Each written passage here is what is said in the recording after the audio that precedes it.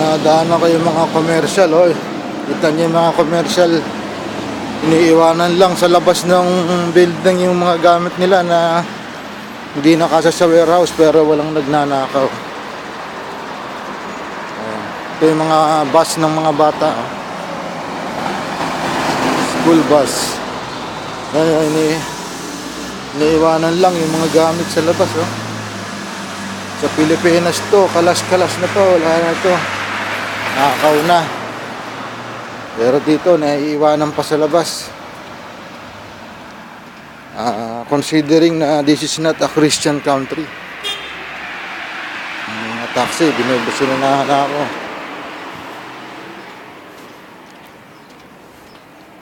Itong mga Bangladesh restaurant.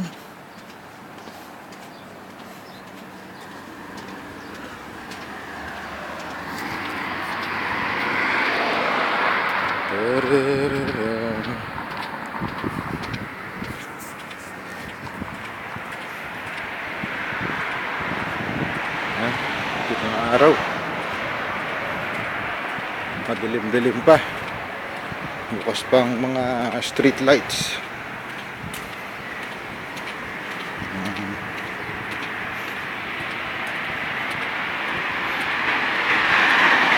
Purihin ng Diyos, sa umagang ito binigyan tayo ng kalakasan, binigyan ako ng kalakasan, another opportunity to work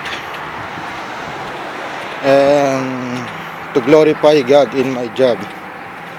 At sana maging pagpapala sa mga kasamahan sa trabaho at makapag-witness sa mga kasamahan kong Muslim na mga taga rito sa Emirates, Egyptian, Palestinian, Indian.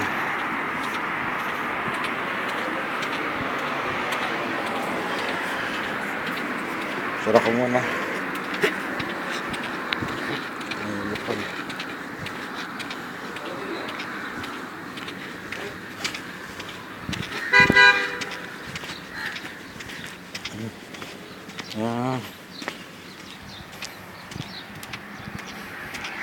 Kaya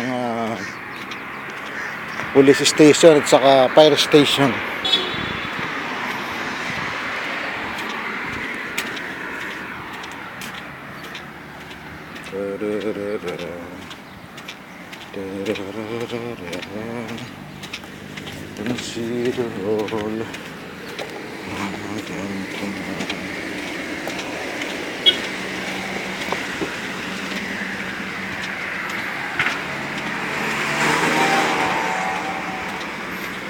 Paborito kong kainan, Indian restaurant.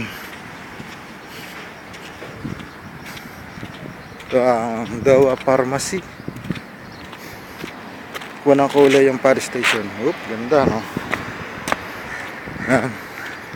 Lumigo nga ako sa street kung saan nakatira yung mga kasamahan ko sa trabaho na may sasakyan.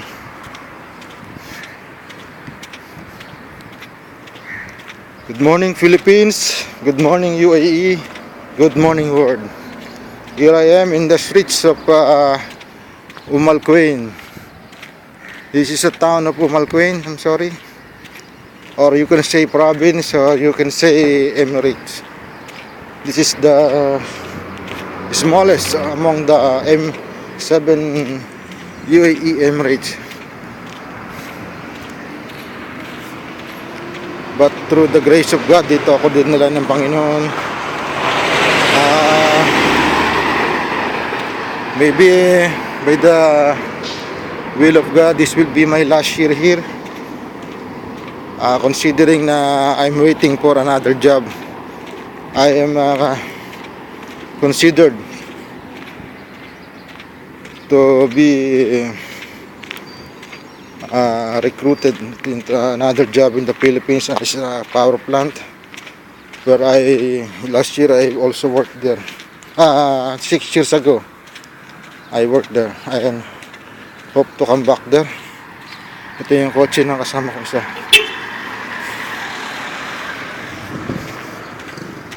Si Lito, kay Lito yun. Siya ay isang electrician, veteran veteran OFW. Sabi niya pang 7 bansa niya nito o pang 9 na bansa na napuntahan. We went before to Afghanistan sa war zone sa United Nation na kampo. Ito yung Umalquin Tower, UAQ Tower. Ito yung mga buwal na dates, binuwal na. Tawid tayo. Tawid ako. Doon.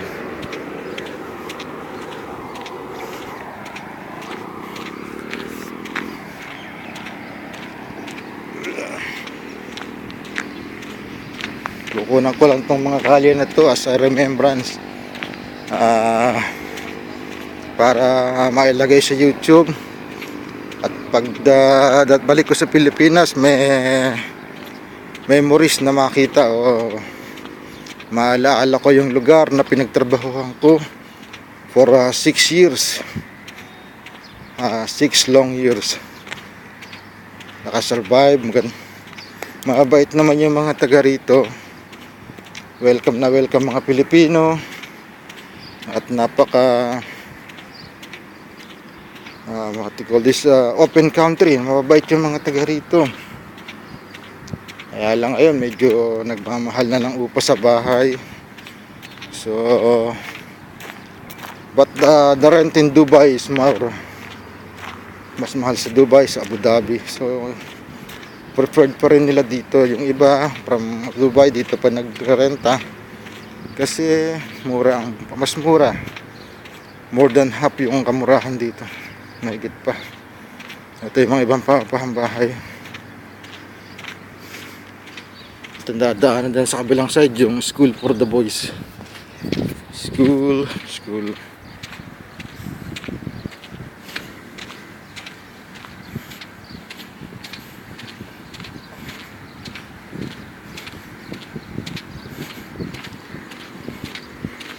Malapit na, siguro 5 minutes na lang nandun ako sa bahay ng kasamahan kong Pilipino. Dalawa yung kasama ko dito na may sasakyan, si Amador at si June. Si June mga 5 years na siyang may kotse, si Amad sa mga 5 months pa lang yata siyang may sasakyan. Kaya tipid-tipid lamang, makisakay na lang sa kanila dahil pauwi na rin ako, no need to buy car.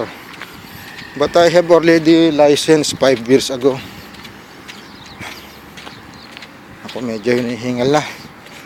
Malapit na kasing mag golden age. I am getting 50 years old this year.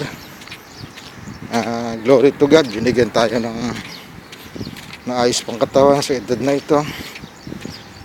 At wag nating abusuhin ang binigay ng Panginoon.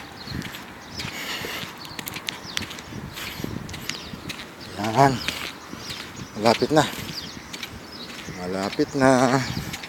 Ang oras ngayon dito ay 6:25 in the morning. Sa Pilipinas plus 4 hours, 10:25. Malapit na. Konting tiis pa.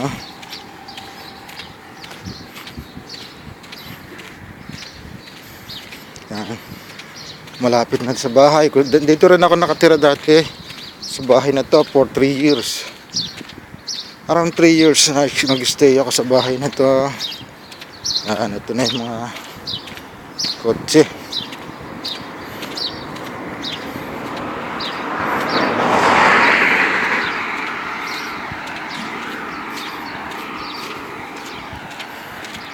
Ito na yung kotse ng mga kasama ko.